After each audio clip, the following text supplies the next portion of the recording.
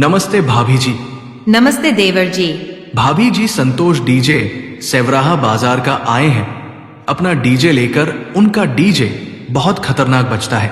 चलिए भाभी जी उनका डीजे का आवाज सुनने। हाँ देवर जी, चलिए उनका डीजे पर डांस करते हैं।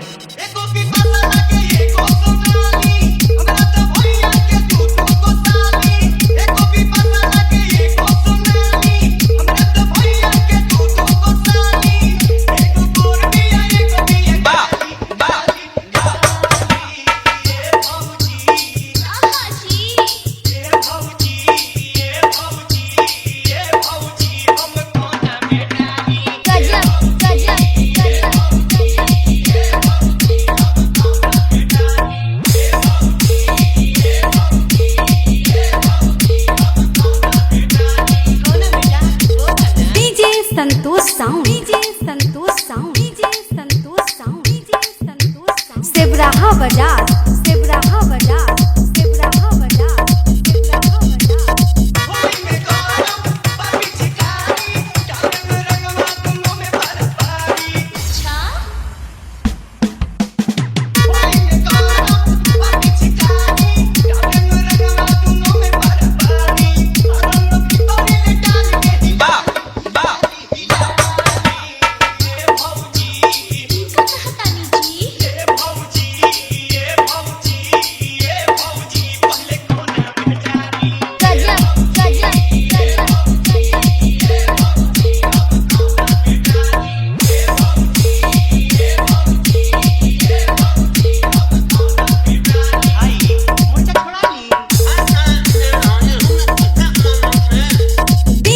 Santosh sound, DJ Santosh sound, DJ Santosh sound, DJ Santosh sound. Sevraha बाजार, सेवराहा बाजार, सेवराहा बाजार, सेवराहा